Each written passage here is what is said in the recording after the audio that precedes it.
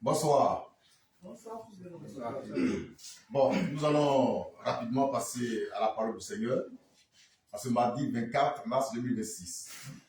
Nous allons confronter deux versets bibliques écrits par le grand apôtre Paul, le chouchou des chrétiens.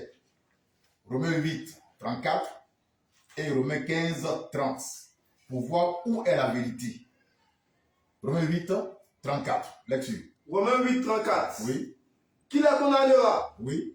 Christ est mort. Oui. Bien plus. Oui. Il est ressuscité. Oui. Il est à la droite de Dieu. Oui. Et il intercède pour nous. Très bien. Ici, l'apôtre Paul dit que Christ ressuscité est à la droite de Dieu. Pour faire quoi? Il intercède pour nous. Il prie pour nous. C'est bon? Maintenant, on va lire Romains 15, 30 du même apôtre Paul qui dit ceci. Lecture. Romains 15, 30. Oui.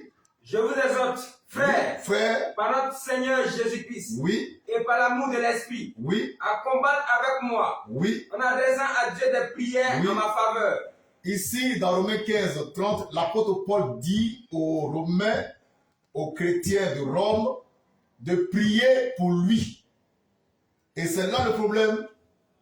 Parce qu'en Romains 8, 34, il dit Christ lui-même prie pour nous. Donc, pour lui, Christ étant assis à la droite de Dieu. Maintenant, comment lui, Paul, il peut demander aux hommes sur la terre de prier encore pour lui? Est-ce à dire que la prière de Jésus-Christ n'est pas efficace? Est-ce à dire que les Romains doivent aider Christ à prier pour Paul?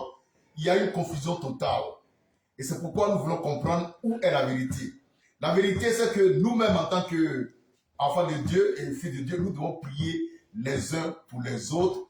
Parce que Christ au ciel ne prie pour personne. Amen. Il ne prie pour personne. Amen.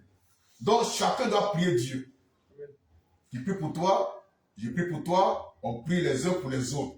Il ne faut pas compter sur un certain Jésus qui est quelque part là-bas, à la gloire d'un certain Dieu, et qui prie pour nous. Parce que la propos se contredit. Hein?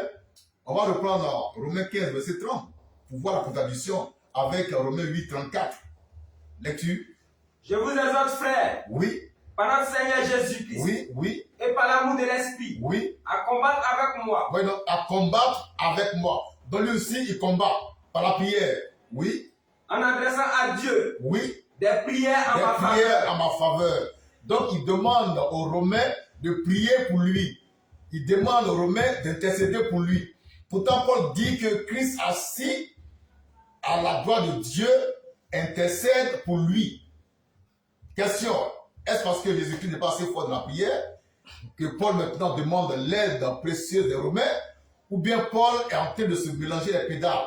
Nous pensons que Paul se mélange les pédales parce que c'est pas bon.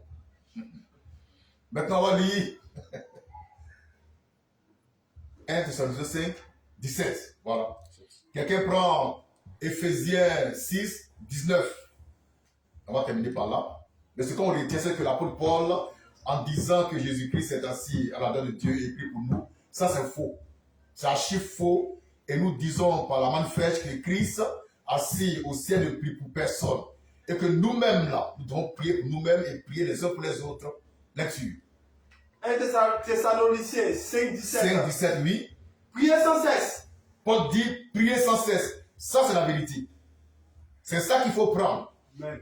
Quand on doit prier les uns pour les autres, sans cesse. On va chercher aussi Luc 18, verset 1. Pendant ce temps, le frère Dr. Élisée va lire le passage qu'il a appris. Éphésiens 6, 17. Oui. Non. Éphésiens 6, 19. Éphésiens 6, 19. Oui. Priez pour moi. Paul dit aux chrétiens d'Éphèse de prier pour lui. C'est là le paradoxe.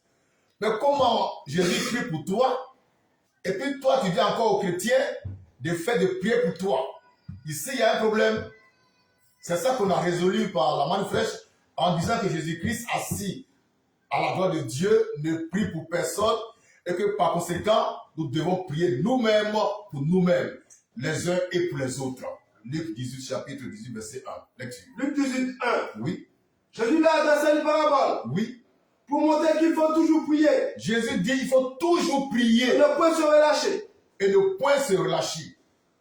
Donc, on va toujours prier Dieu et ne jamais nous relâcher parce que c'est ce que Jésus-Christ dit. Et là, ça rejoint Paul qui dit prier sans cesse. Donc, Romains 8, 34, là, c'est un verset que Dieu n'a jamais inspiré. Amen. Jamais. Maintenant, pour conclure, je rappelle que dans la Bible, il y a deux sortes d'écritures.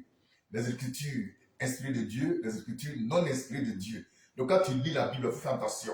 C'est pourquoi Jésus-Christ nous a donné le Saint-Esprit pour nous conduire dans toute la vérité. Amen. Merci, Amen. M. Manfresh. Amen.